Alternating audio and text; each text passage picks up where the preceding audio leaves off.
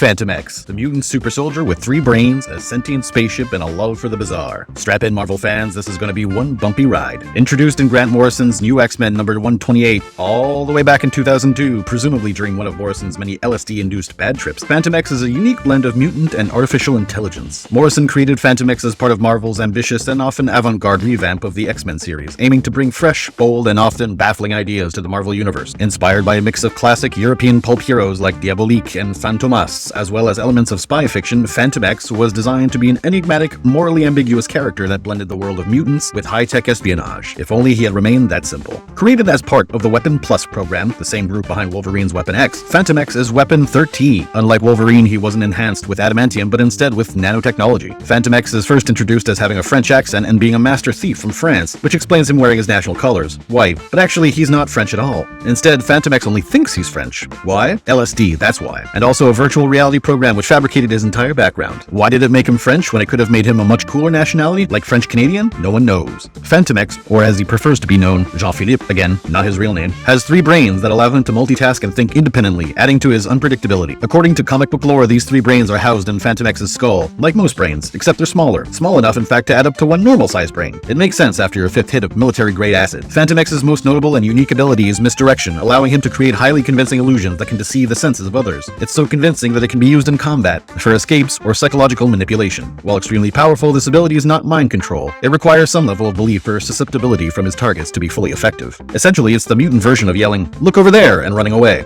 Ah yes, very French indeed. His agility, strength, and reflexes are all significantly above human levels, making him a formidable combatant both in hand-to-hand combat and with weapons. His enhancements give him endurance and durability, allowing him to withstand injuries that would incapacitate or kill a normal Frenchman. Strap in, Marvel fans, because this is the part of the LSD trip that could cause permanent brain damage. EVA, which stands for absolutely nothing, I'm not even kidding, it's an acronym that doesn't stand for anything, is Fantomex's sentient spacecraft, originally his external nervous system that evolved into an independent entity. Acting as his constant companion, EVA, or Ava, maintains a telepathic link with Fantomex, allowing them to share information instantaneously. She serves multiple roles: a versatile transport capable of high-speed flight and space travel, a powerful combat support unit equipped with advanced weaponry and shields, and a surveillance drone. More than just a tool, EVA possesses intelligence, independence, and a protective loyalty towards Fantomex, making her a key ally in his missions and adding depth to his character. Their symbiotic relationship enhances Fantomex's abilities, making them a formidable duo in the Marvel Universe. Fantomex is primarily associated with the X-Men and X-Force, particularly with characters like Wolverine, Deadpool, and Psylocke.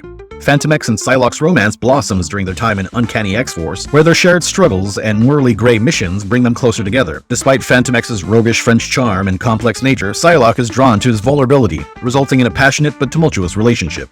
Speaking of insane drug-fueled backstories, Psylocke's own life is filled with wild twists and identity shifts. She started as British telepath Betsy Braddock, but underwent a dramatic transformation when her body was swapped with a Japanese assassin named Quanon, thanks to the villain Spiral, a multi-armed mutant from the Mojo Dimension. What's the Mojo Dimension, you ask? You haven't taken enough drugs yet, newbie. Betsy continued as Psylocke in Quanon's body, blending her telepathic powers with new martial arts skills. Over time, she experienced further power changes, deaths, and resurrections, eventually separating back into her original body while Quanon reclaimed the Psylocke name. It's like they say, all good relationships are based on mind-numbing trauma. Fantomex is often clashing with other creations of the Weapon XIII program, including Wolverine at times, and dealing with the moral complexities of his missions, which put him at odds with various Marvel villains and sometimes even allies. One of his biggest showdowns was with the child version of Apocalypse named Evan.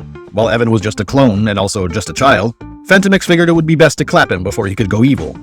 Luckily, this Apocalypse clone turned out to be just a clone of a clone that Fantomex himself had made, so it's all kosher. For those who want to go down the rabbit hole that is Fantomex-related stories, throw on some Pink Floyd and tell the manager of your local opium den to turn up the volume. Uncanny X-Force from 2010 to 2012 was written by Rick Remender. This is where Fantomex truly shines.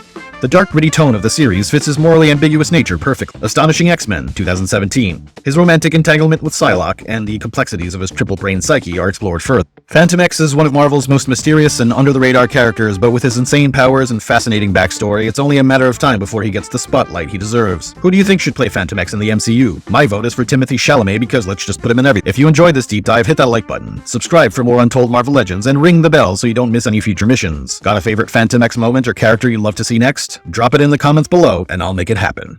Until next time, keep it uncanny.